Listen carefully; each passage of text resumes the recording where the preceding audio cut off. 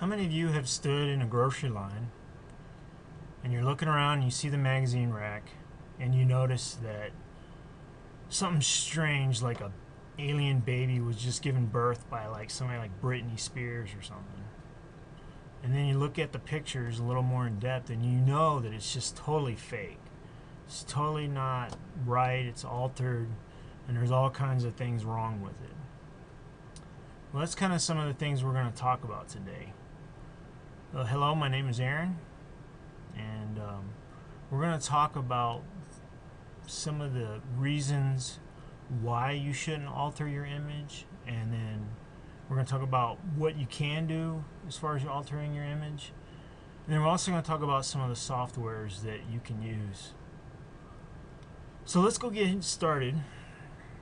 Often you find that a lot of magazines, they throw their ethical procedures right out the window because it's money driven. I mean, honestly, they can change a model's looks, you know, after they shoot the image to kind of get what they want, and magazines sell.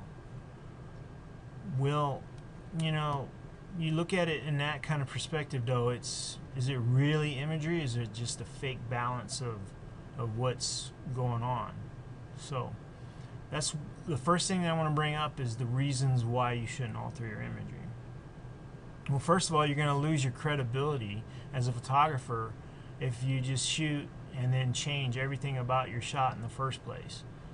I mean, if you go and alter your images every single time, eventually people are just going to think, oh, well, he can just go into some software and change it. He doesn't even have to, you know, really concentrate on what he's shooting. And then the second thing is that really changes your skill set. I mean, just imagine if Ansel Adams, who's, in my opinion, one of the best photographers out there, had those tools and how he could alter everything that he shot. He didn't have those tools.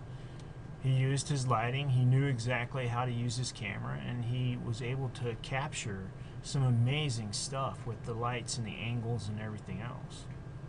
Now, the things that you can change, though, is you can alter.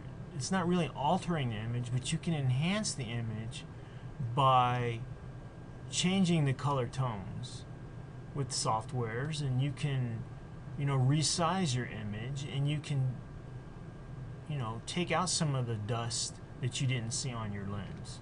Those are things that you can do. That right there is probably the main reasons why you should alter your images, because those things should be, you know, that wasn't in the original scene. Now, since we went over those, let's go ahead and go over some of the softwares. In my opinion, Photoshop is probably the best out there. It can do just about everything. It changes the colors, resize, reformat. It just is just the number one, to me, software out there. A lot of us photographers use it.